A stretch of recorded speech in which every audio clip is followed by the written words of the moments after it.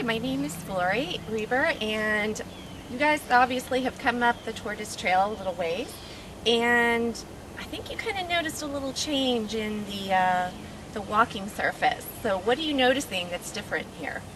It's all plowed up. It's sandy, it's plowed up. If you look down, the soil is all churned up. Anybody have any ideas what might be happening here?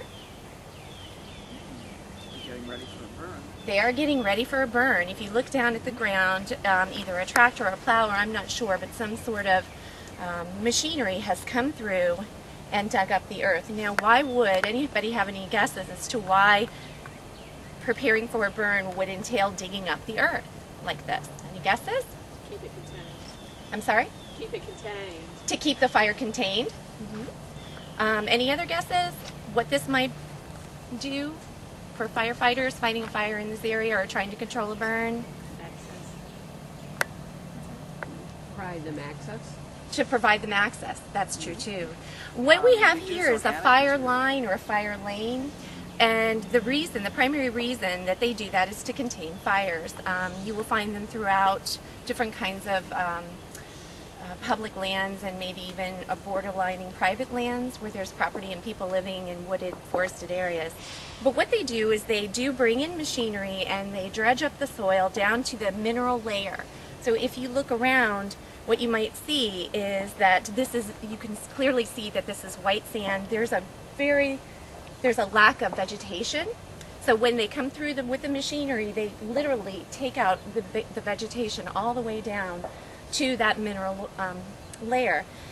And what I wanted to talk to you about a little bit at this spot is the ecological impact that a fire lane has on the habitat that it's created through. The first thing, obviously, is it eliminates vegetation, and it creates a gap for invasive weeds to take root and start to grow.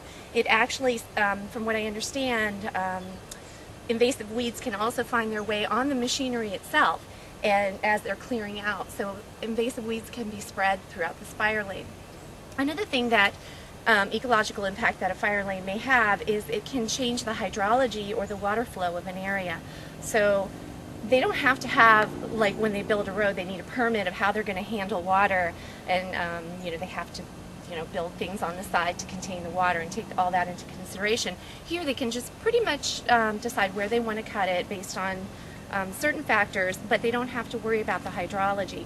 So if you have sort of a slow flow that's in a gradual incline, it may wind up puddling and pooling in one of these trenches or fire lines. Another thing that the ecological impact that fire lines have, or fire lanes, is it creates an opportunity for off-road vehicles to come through, either by permission or illegally, but they do come through. And why would you not want ATVs and things like that coming through a place like Camp Bayou? What kind of impact would ATVs have? Scares the animals. It scares the animals away. Yeah, air pollution. It pollution in the air, and also trash, possibly. Any other gases? Noise pollution. What's that? Noise pollution. And noise pollution, exactly. So there is an impact of people using this for recreational use. It does provide people like us who want to come and enjoy nature a trail to walk on. Once the rains sort of beat this down and make it smoother, it provides access for people who enjoy being outside. Any other questions about fire lanes and their ecological impacts? No? Okay, thank you very much.